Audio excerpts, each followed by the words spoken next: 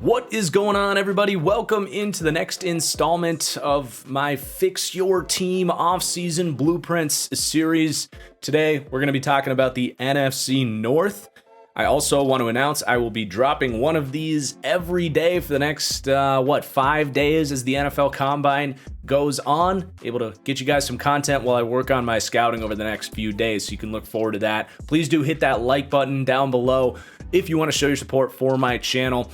And let's go ahead and get into it, starting with the Green Bay Packers, who have had one of the more headlining off seasons of the NFL so far because of the Aaron Rodgers situation. And I'm going to be completely honest, I don't think at this point in time it is much of a situation. I think we're still waiting on the official announcement. But if you read the tea leaves and look into the situation, he's coming back. And that's bad news for Broncos fans, for pretty much any other team that was hoping to maybe land the back-to-back MVP. But it's just not going to happen for other teams. He wants to be back. He's said that publicly. Green Bay wants him back. That's something that a couple years ago when they drafted Jordan Love was going to be unclear if they were going to fully commit to Aaron Rodgers. They are willing to give him a contract extension to stay here. And heck, the whole power struggle, it's not there anymore. He's worked things out with Brian Gutekunst. They even brought back his favorite quarterbacks coach. I think his name is Tom Clements. That kind of started this whole, seed in Rodgers' brain that he was upset that he didn't have enough say with moves like who should be the quarterbacks coach. So to me, he's coming back. And a cherry on top of that is a little theory I have. He just ended his engagement with Shailene Woodley. I hate to speculate or anything, and this is pure speculation, but Hollywood superstar, honeymoon stage last summer. Could be that Shailene Woodley was like, look, can we get out of Green Bay when we get married next year? And Rodgers is like, yeah, sure, honey. Well, I'll see what I can do. He's not able to make it happen.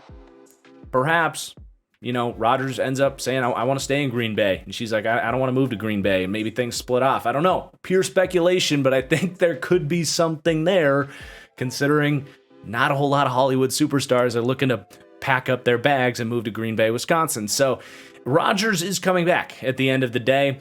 And that leads to the next conversation of, how do you keep this team in championship form with a lot of impending free agents and negative $28 million in cap space? And B, what do you do with Jordan Love? And I actually want to talk about Jordan Love first. I think Green Bay still believes in Jordan Love.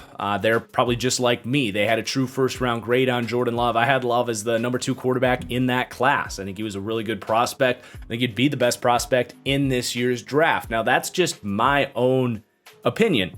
A lot of other people don't feel that way about Jordan Love. And I don't know how the NFL currently views Jordan Love after his tape last season didn't really work out for him. So I think if you're Green Bay, if someone comes to you and offers a top 50 pick, I think you have to take that because you have 3 years left with Jordan Love. When you extend Aaron Rodgers, you're looking at least 2 more years of Rodgers.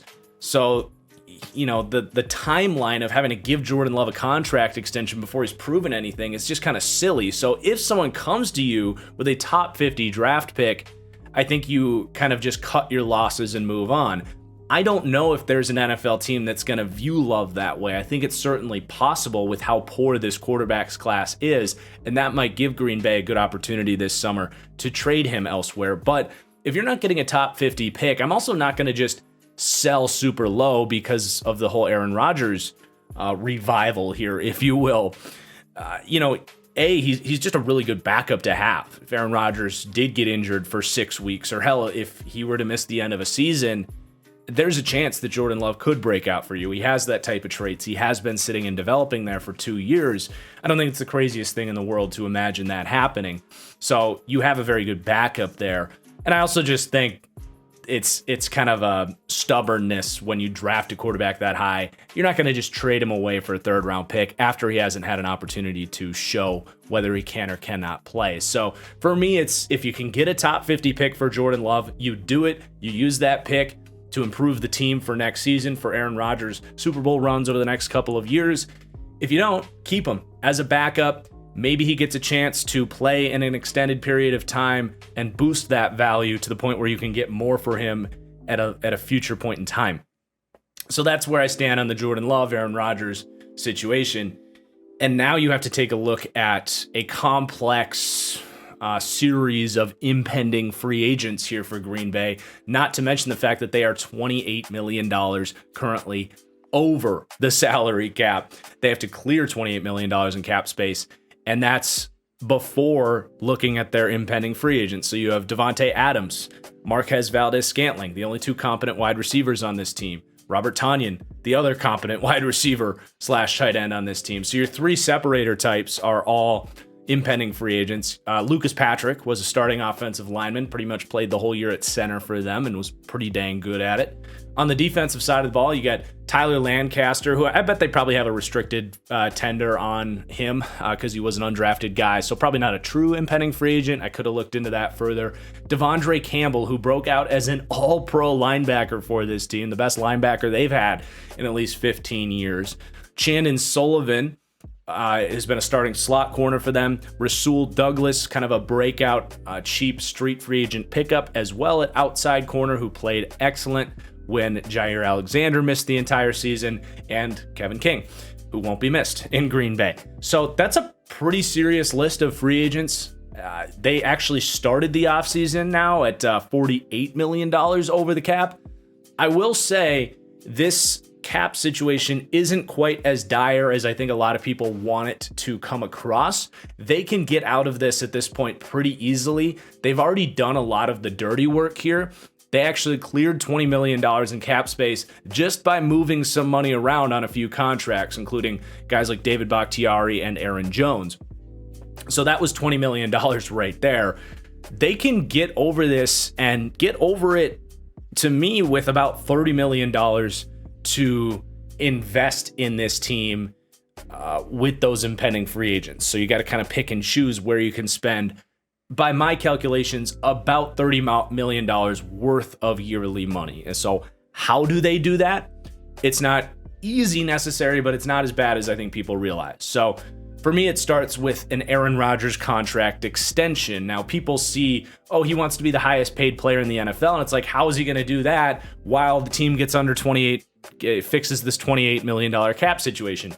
It's actually not that hard at all. It's almost identical to what the Tennessee Titans did with Ryan Tannehill last year. It's identical to what the Saints did with Drew Brees, who wanted contract extensions as they were severely over the salary cap. And the Packers can actually clear at least $20 million in cap space with an Aaron Rodgers extension. The Rodgers salary number 422 currently sits at $45 million. That's about as big as anybody in the NFL, if not the most. If they give him a 2 or 3 year contract extension, they can move the money around, get his cap hit for next season down to probably about 23 to 25 million, which would actually open up $20 million in cap space for the Packers and get them close to zero on the salary cap. So that right there gets them close to zero. Then there's some other moves they can make that, in my opinion, can clear up about another 30 million. The biggest one is going to be a big decision that they have to make with Zadarius Smith. It's not a guarantee that he gets cut, but I think it's very, very likely. I think there's 3 scenarios with Zadarius Smith. Number 1 is cut, which I think is most likely. Number 2 is trade. I think some of the teams that we just mentioned last episode have the cap space to maybe acquire his massive, like 25 or something million dollar cap hit this year. So that would be like the Chargers or the Broncos maybe. I think that's unlikely, but maybe you can get a 4th round pick for Zadarius Smith. The other option is he takes a genuine pay cut to stay in Green Bay. A real restructure, I just don't see Green Bay doing that, because you're pushing just literally like $30 million of dead money. It's too much for me if you're Green Bay. You have to have some conscience of the future. If they give him just another voided year contract, which is probably something I guess I did explain void years a little bit in the first version of this series. But if they're just pushing all of his salary into 2023, 2024, I just don't think that's manageable. So whatever you do with Zadarius Smith, we're talking about after the Aaron Rodgers extension here, you're going to get over the salary cap. I think after the Rodgers extension, after Zadarius Smith, whatever they decide to do with him, you're looking at about $20 million in genuine open cap space for Green Bay. Then I think you can clear about another $10 million with potential cuts or pay cuts to guys like Dean Lowry, who's been overpaid long enough here. Billy Turner's a good player, but his cap hit is like $9 million. I think if they look internally and say, we can move Elton Jenkins to right tackle and cut ties with Billy Turner, I think that'd be very smart. If they cut Lowry and cut Billy Turner, that's over $10 million in cap space cleared right there. There's other restructures they can still do. So at the end of the day, that's not like massive losses to get to $30 million in cap space. So that's the way I see them dealing with this crazy situation. And then you look at your list of impending free agents with about $30 million to spend. And it starts with Davante Adams, who also will be back. He's probably going to catch the franchise tag before they work out a contract, but I see them figuring that out, getting him in at around a $15 million cap hit for next season. I think the yearly money will be about $25 million, probably about a 5-year, he's 29 years old, probably about 4 years, $100 million for Davante Adams, and they can backload that contract so that he's about a $15 million hit this season. So if you're following all of this, Rodgers and Love are back. Zadarius Smith is gone. Probably either Billy Turner or Dean Lowry, if not both, are gone. And now Davante Adams is back, and the Packers have about $15 million to distribute. The next piece that I would focus on would be Devondre Campbell, who was so good for this defense last year. This team's gone so long without a linebacker. They had their best defense probably since the Super Bowl team. And I there's a lot of reasons for that, but I think having a legit linebacker was a big part of that. So he's an interesting value discussion because he's been this sort of streak free agent, a mid-round pick that never really was anything other than a low-end starter until this year. And then he just bursts onto the scene as an all-pro player. So he's not going to get paid like, a consistent year-to-year all-pro linebacker. That money's going to come down a little bit. I do think they work things out with him, give him about 3 years, probably $40 million, and it's going to cost them about $9 million against the cap this season is the way I project that. And then you have about $6 million left, and I think you can squeeze in both Marquez Valdes-Scantling, who I think is valued a little bit higher in Green Bay than he would be anywhere else, and Robert Tonyan, who just, he's made some nice plays. A lot of it's been really nice throws by Aaron Rodgers. He's not a great blocker. He's undersized. I don't think the league is going to look at Robert Tonyan as this great starter. So I think you can get MVS and Robert Tonyan back, and then you're letting Lucas Patrick go, Shannon Sullivan, Kevin King go. Rasul Douglas has said he would come back for pretty cheap, but I think they will probably end up losing Rasul Douglas because I think someone will probably value what he did last year, and I think Green Bay has they have Stokes, they have Jair coming back. I think they look at that and say, we're willing to lose Rasul Douglas. Not in an ideal situation, but I think that's where you're at with all of this complicated stuff with Green Bay. So you get Rodgers and Love back, you get Adams, MVS, and Tonyan back, you get Devondre Campbell back, and you're losing Zadarius Smith, Dean Lowry, maybe Billy Turner, and those other guys we just mentioned. So a pretty manageable offseason. I don't think it's going to be quite as of a team falling apart situation as a lot of people want it to be. But then we have free agency coming up. LOL, like rip free agency for Green Bay. It's usually non-existent, but especially this year, I just don't know how they can really bring anybody else in with the situation they have. They have their hands tied just trying to keep all these guys, let alone adding free agents. I just don't think it's going to happen. Maybe they can find later in the summer guys like, cheap veteran fill-in guys like Rasul Douglas was, like Devondre Campbell was at the time. But as far as like actually spending in the first couple weeks of free agency, I don't see that happening. And then you look at the draft, and I think they're in a position to fill in a couple of those remaining holes in the draft. I think first round you can look at is like a Devontae Wyatt going to fall to them in the first round to fill in for Dean Lowry next to Kenny Clark on the interior defensive line. I think wide receiver is a great spot in that 28 range where they're going to be picking. Someone like Jahan Dotson could potentially be available for them. Maybe a Chris Olave, something like that. Or in the second or third round, if say you go Devontae Wyatt in the first, I think you could look at like a David Bell, a Sky Moore, a Wan'Dale Robinson. It is time to put more separators out there for Aaron Rodgers. This is a good draft in the first or second round to do that. That's what I would do. Brian Gutekunst has this burning hatred for the wide receiver position, so it's probably not going to happen. But again, what I would do. And then I think if you do lose Billy Turner, again, you're probably putting Elton Jenkins at right tackle, but there's a couple right tackles that I love in the second or third round that I think could be a starting caliber player in that Green Bay system.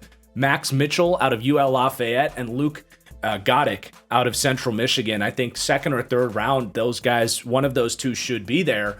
And you could take one of those guys and plug him in at right tackle if you really want to keep Elton Jenkins at left guard. So that's kind of the offseason for Green Bay. It's player retention. It's drafting valuable players at positions of need. And let's move on to the Minnesota Vikings, who are in a similar situation, just they don't have as many big name players leaving in free agency, but the Vikings are another team that is over the salary cap. They have negative $14 million in cap space. They have the 29th least cap space in the league. So they're just not going to be big spenders in free agency. They are entering a new window, so they're probably going to be a little bit more patient as far as kind of letting things play out, truly evaluate who their core players are this year and what their team's going to look like moving forward, while, of course, remaining competitive, because this roster is not a complete joke. There's still a chance to be a playoff team next year, and they know that. People think Kirk Cousins is going to be available. I don't even think those conversations are going on in Minnesota. Moving on from him would like hurt their salary cap situation. Basically, I don't think they would clear up much cap space at all if they move him because of the way that his contract is like fully guaranteed.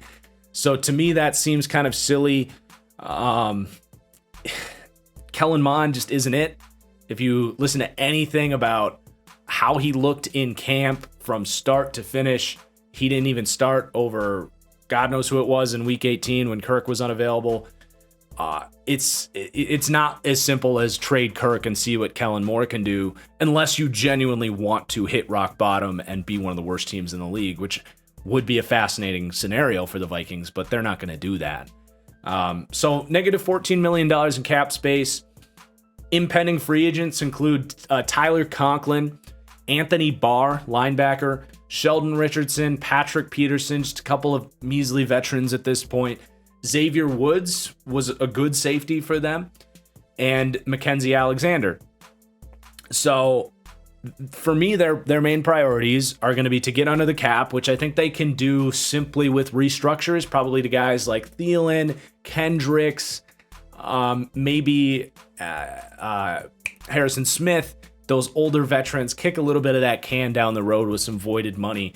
It shouldn't be too difficult at all to get over the cap and give you enough to at least re-sign like Tyler Conklin. I think I'd bring back for about $3 million. He's a good blocker. He's good number 2 tight end. This is going to be a system, a team that wants to run the ball and stick with that Shanahan style offense with Pat O'Connell. And then Xavier Woods, I would extend. I don't think he's going to cost a ton. I project about $5 million, maybe 2 or 3 years. Good starting safety, had a good year for them. I think they bring him back. And then you can maybe have a little bit of money to spend in free agency after that. It's not going to be a lot, but I would look at like budget cheap options at corner or edge. So some of your options at cornerback would be like Kyle Fuller, who's going to know this sort of Fangio style 3-4 defense very well. Darius Phillips could be an interesting slot option. He's a guy that got kind of buried on the Bengals cornerback depth chart, but had a good 2020 season. Could be a cheap little dart throw for a guy that could be a starter for you. Rasul Douglas could maybe fit as well. And then for the edge position, there are some pretty good budget options that could be potential starters opposite of Danielle Hunter. I know they have DJ Wanham there, but he's still in development, still trying to prove that he can be a starter. So I think it'd be a good idea to maybe bring in Dante Fowler or Tyquan Lewis, Lorenzo Carter, Kamoko Toure, or even Charles Harris, who had a bit of a breakout season for the Detroit Lions. Get a number 2 edge rush. Patch up that defense a little bit. I think that offense will still be pretty good next year. The Vikings can get back into the playoff picture. Excuse me. Especially in the NFC, that's the lesser conference right now. And then you look ahead to the draft. First round, I think draft, you're able to kind of attack those 2 big positions of need. Edge, corner, and wide receiver are going to be a need for them as well, because Adam Thielen's getting up there in age. He just came out and supported NFL overtime rules on Twitter. I don't know how level-headed he is these days. Very questionable decision-making there by Adam Thielen. But yeah, I think first, second round, you should be able to go edge and corner. It's pretty good crops at those positions. So if you go corner in the first round, are you looking at like a Derek Stingley, Andrew Booth, does Sauce Gardner fall to you? All possibilities. If you go edge, would it be like a George Karlaftis or a David Ojabo? And then you look in the second round, probably taking whatever you didn't. So if you want a corner in the second round, there's going to be some crop there, maybe like a McDuffie there as a top 50 pick could potentially be there. There's the Georgia kid. There's going to be a few corners maybe available at that spot. And then edge, there's some guys I like as well. Ebiketie out of Penn State would be a good fit here. Drake Jackson is an interesting name. Myjai Sanders. All potential options for the Vikings in the draft. And then in the third round, I think you could get a wide receiver, maybe a Wan'Dale Robinson or a David Bell, something like that. Sky Moore, someone to, I know they have KJ Osborne as well, but I think it's time they replenish some really good athleticism in that wide receiver room. And then we have the Chicago Bears, who hired Matt Eberflus. Not a bad hire necessarily. I think he's a really crafty defensive mind. I think he's going to be able to make the most of, the talent that they have without having to invest a ton in defense for the Bears, which opens up the opportunity to really pour this offseason into offensive line and wide receiver for Justin Fields in what's going to be a Shanahan-style offense, bringing in, was it Luke Getsy from the Green Bay Packers to run that Shanahan-style wide zone offense, which I think is a great fit for Justin Fields, by the way. I'm really excited to see him on the move, play action, pushing the ball downfield, simplifying reads. It's going to be a good look. It was a good hire if you were going to go defense with your head coach. So the Bears have $25 million in cap space. It's a decent chunk of money, but they do have a pretty serious list of impending free agents to take a look at. So their list includes Allen Robinson, Jason Peters, who's like 80 years old now, James Daniels, Jermaine Ifedi, so 3 starters on the offensive line, Jimmy Graham, he won't be missed, Andy Dalton should be on his way out, Damian Williams, whatever, those guys will all be gone. Those are pretty easy decisions. You have on the defensive side of the ball, Akeem Hicks, Bilal Nichols, a couple of starters on your interior defensive line. And then in the secondary, they're losing some pretty decent pieces as well. Tashawn Gibson getting up there in age. DeAndre Houston Carson has played very well in limited snaps. For those that follow my Studs and Duds series, he's been a name we've kept an eye on for a couple of years now. We'll talk a little bit about what to do with him. And then Artie Burns actually ended up starting at corner down the stretch for the Bears last year. A talented, former first or second round pick by the Steelers. Gets his second opportunity here. Missed the COVID season and now gets in here this year. Was okay. So there's some big losses there for the Bears. You're looking at somewhere around 7 to 8 starters, period. So a lot of work to do. They do have, as I said, $25 million in cap space, which is 12th most in the league. So where do I start? For me, I start with re-signing James Daniels.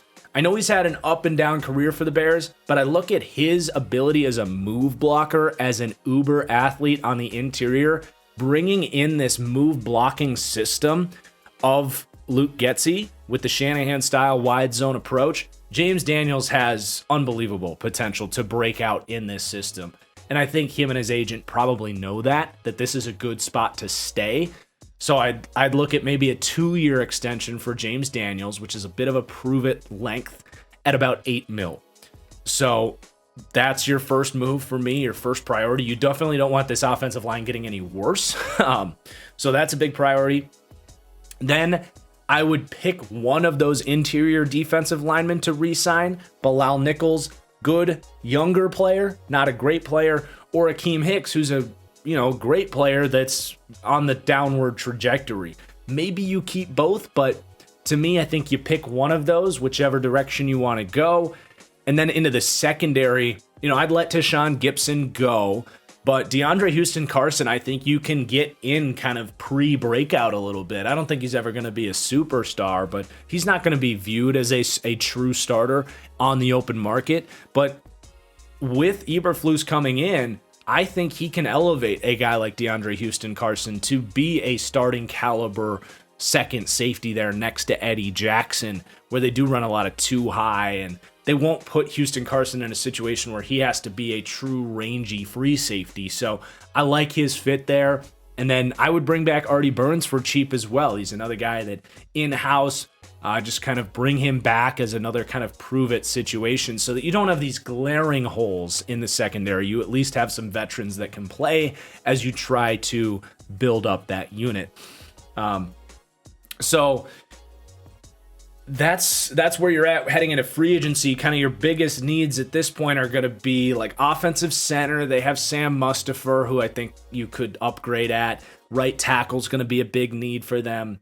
Wide receiver, I think you need a deep threat and a slot option other than Darnell Mooney. I love Darnell Mooney. I don't know if he's going to be a true number one.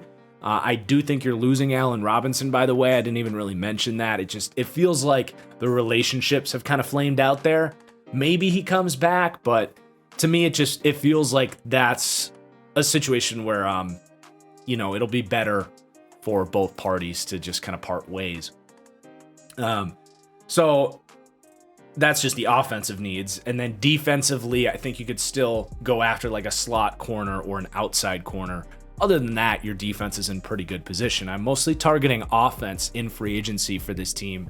I think after those re-signings, you can have about $15 million to spend. So that puts you in a good position to get a big budget free agent, either on the offensive line or at wide receiver. So if you're going O-line, could you get a Ryan Jensen to come over from Tampa Bay? Ben Jones from Tennessee, who knows this Shanahan system. That would be a good fit. At right tackle, could you get a Cam Robinson or a Riley Reif, who might not necessarily be big budget free agents, but would be starting right tackles? And then at wide receiver, can you attract Will Fuller or DJ Chark, or even so like I said, you can get one big budget free agent. I think you either can get like, say, Ryan Jensen at center, or you go the cheaper route, get like maybe Ben Jones at center or Riley Reif at right tackle, and you can spend big at wide receiver. So you go with like a Will Fuller or a DJ Chark, for example. But there's other good deep threat wide receivers that won't cost you, out the butt. Guys like Cedric Wilson, James Washington's an interesting name to keep an eye on in free agency this year. So those are just some names that I think would really upgrade this offense. I think in the slot, you could also upgrade for pretty cheap with guys like Jamison Crowder, Christian Kirk available. And if you can bring in a starting offensive lineman, maybe even two, you can bring in a deep threat and a slot wide receiver. All of a sudden, with the right system, you're putting Justin Fields in a good position with a defense that should be much improved next year. This could be a decent football team next year, all dependent, of course, on Justin Fields. And then if you look at cornerback, I think you're good with Johnson on the outside. You have Burns is okay, but replacement level. And then, in the slot, I would give Thomas Graham the starting role next year. I really like what I saw there. So I think you could get a cheaper outside corner that would maybe start. Or if you have enough money, you could go after like a Dante Jackson, a Darius Williams, but maybe looking more like those guys we mentioned for the Vikings, someone like Rasul Douglas, or maybe Xavier Rhodes reunites with Matt Eberflus would make a lot of sense. So there's your Chicago Bears free agency. And then as you look towards the draft, this team doesn't have a first round pick. They gave it up for Justin Fields. So you're looking at those same needs in the draft for me. Offensive line in the second round. Is a Trevor Penning or a Raymond available? Certainly possible. I wouldn't be surprised to see this team go cornerback actually in the second round with like Roger McCreary, Josh Jobe potentially. Maybe McDuffie is there out of Washington. Could also look at a wide receiver in the second round. Guys like David Bell and some of those more injured guys like Justin Ross or the Georgia guy, Pickens, potentially could be there in the second round. But yeah, you're attacking those needs. I will say in like the third round, there's some interior offensive linemen that would really fit this wide zone system well, potentially at center. So Alec Lindstrom out of Boston College, I have a third round grade on right now. Dylan Parham, I think, could play this system really well. And Cole Strange would maybe even be more like a fourth round pick for you. I think you could potentially get a starter there on the inside for this O-line later in the draft. And then the Detroit Lions, who to me have a very fascinating offseason, but a very straightforward offseason. If this is what I would do, I'm just rolling with Jared Goff again next year. I know Lions fans might not love to hear that, but to me, the Lions are doing this the right way. They're building things through the trenches. They're establishing a team identity. They are surrounding these players with an excellent coaching staff, and they understand that more often than not, quarterbacks hitting in the draft has a lot more to do with having a sound core around you than it is getting the right player. There's rare players that can transcend those situations, but I think Detroit is well aware that this team is not in a great position at this point in time for a young quarterback, especially in this class where, whatever you think of these quarterbacks, I think everyone would agree there is not a transcendent talent at quarterback. I think any of those 6 guys in this draft would very likely bust in Detroit at this point in time. So for me, it's, maybe in the second round if like Howell is there or something like that, maybe. But for the most part, I think this team is focusing on the core of this team non-quarterback. They have exactly middle cap space with $20 million, so they have some space to spend. They have some good talent on like the O-line. Their front 4 is pretty good. But like wide receiver, number 2 corner, safety, and linebacker, I think are all situations that they're very much looking to add talent at. And it's a good offseason to do that. So the other nice thing about Detroit is they have about as short of a list of impending free agents as anyone we're going to do in this series. You have on offense, Josh Reynolds is up. Okay. On defense, you have Charles Harris, who was kind of a, dart throw free agent pickup breakout last year on the edge.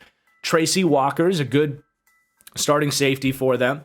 And then a veteran defensive tackle in Nick Williams. Honestly, none of these are core players. If they just let all these guys go, I think they'd be just fine. But they are also in a position where they can get all these guys back for pretty cheap.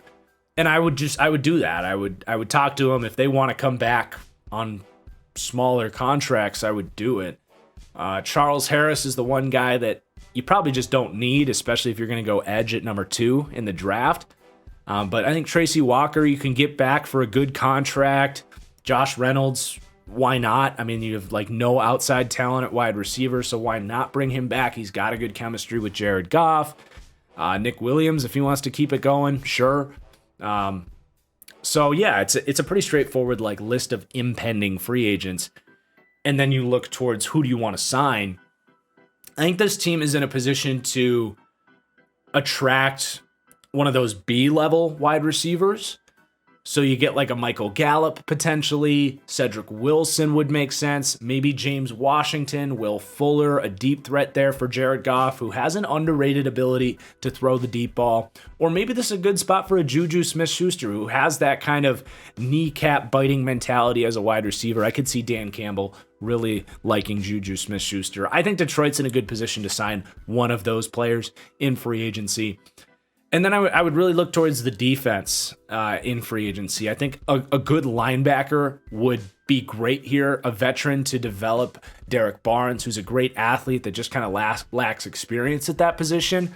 So if you could put like Rashaan Evans next to him, who is definitely a kneecap biting mentality, just that physical old school linebacker, maybe a Leighton Vander Esch or an Anthony Barr also could be attractive to. I always struggle to pull his name. The Lions defensive coordinator. Dang it. I'm going to have to look this up. This drives me crazy. Aaron Glenn. Got it. Didn't have to look it up. Yeah, I think Aaron Glenn remembers what Demario Davis is, that big athletic linebacker that could do a little bit of everything, did for him in New Orleans. So like Leighton Vander Esch, Anthony Barr kind of fit that profile. I wouldn't be surprised if they are interested in him. Both those guys kind of similar play styles to Derek Barnes, so could be a very good mentor there for a third-round pick last year with a lot of upside. So you're not like just ignoring Derek Barnes' presence, but upgrading for now at that spot. And then I think in the secondary, there's one signing that would make a boatload of sense for Detroit, and it's going to cost them a boatload of money. But we talked about Aaron Glenn's connections to New Orleans, and of course Dan Campbell's connections to New Orleans. This is a New Orleans copycat staff in Detroit. Marcus Williams is one of the best impending free agents at free safety, and that's a huge position of need. Tracy Walker can be more of that strong safety type for this team, the hybrid type that plays a little more in the box, a little bit of man coverage. Marcus Williams can be your free safety, and that to me is like one of my, I need to start making notes on these, but for this video, like my favorite fit as far as all of it, like just best free agent fit. So Marcus Williams to Detroit would be awesome, reuniting with Aaron Glenn. And then I think they could also spend on a starting veteran corner as well. You've got Jeff Okudah coming back. I think you have faith in him. You have Amani Oruwariye, who's solid, but probably not like a building block for your team. So if you could maybe get Stephon Gilmore or JC Jackson or Carlton Davis, this team's not afraid to run man coverage. They're really not. They want to play that bump and run physical cornerback style. So to get a Stephon Gilmore as a mentor for Jeff Okudah or a JC Jackson, Carlton Davis, like you could really be shaping up to have a great defense if you attract some of those pieces in the secondary. And I think these guys would love to play with Aaron Glenn too. So it's going to be a fun offseason for Detroit. I'm very excited to see the moves they make, because I think they could be one of those bigger teams that take one of the bigger jumps next season. And then you look at the draft, you've got that number 2 pick. I think you're most likely taking an edge there. I think Kayvon Thibodeau or Aiden Hutchinson. There's a lot of negative talk about Thibodeau at this point in time. I don't know how much that's going to perpetuate as we get close to the draft. I think this could be a big weekend for Thibodeau. But, you know, Detroit has edge players. I get if you're a Lions fan, you're like, we don't really need that position. Believe me, I totally understand. But the Akwaras, Flowers, is he even going to be there next year? I don't know. Charles Harris. These guys aren't alphas, right? These are all number 2 profiles. I think Thibodeau or Hutchinson can be more of a game-changing number 1 edge that really just elevates everything else behind him. So I think as long as you have to pick at number 2, I think you probably go edge. But if you can trade down for either a wide receiver or like a Kyle Hamilton, like imagine if the safeties for Detroit next year were Marcus Williams and Kyle Hamilton. I can mess with that in that secondary. So it doesn't have to be edge. I just think that's probably the direction you go, because I don't know who's going to trade up in this draft. And I just don't know if you draft Hamilton at number 2. I haven't done his eval yet, though, so maybe I would. Okay, and then you have basically 2 more first-round picks. You have pick 32 and 34. I think wide receiver and linebacker with those two picks make a ton of sense. Now we'll see what they do. If they sign one of these linebackers, maybe you don't. But at wide receiver, at that spot, I think you're looking at maybe Jamison Williams. Does he fall? This team isn't desperate to win right now, so they can have a little bit of patience with him. I don't know if he'll be there at 32. I think it's possible. Otherwise, like George Pickens, Jahan Dotson, all could be good options for them at wide receiver. And then with linebacker, does like a Jacoby Dean, is he available? Christian Harris, maybe with either of those two picks, could fill pretty big needs. Corner could also be a direction they go. But yeah, Lions are going to have a very fun offseason, I think. They've got a little bit of room to operate. Not a ton, but like right in the middle. And just, I love the direction they're going. I love the patience they're showing. I really hope they don't draft a quarterback this year, because I think one more year of the direction that they're going in, and then heading into next year with another first-round pick from the Rams, from that Stafford trade, ammunition and a better quarterback class with what could potentially be like a great surrounding situation. Like, we didn't even mention offensive line because they're set on that group, which is really exciting. So Detroit, a fascinating offseason, wrapping up what I hope was a good episode of Fix My Team offseason blueprints. Please do hit that like button if you enjoyed. Drop a comment down below where you think I was right, where you think I was wrong, and come back tomorrow. Make sure you subscribe. Come back tomorrow. We'll be doing the AFC North tomorrow afternoon. So peace out, everybody. Thanks for watching.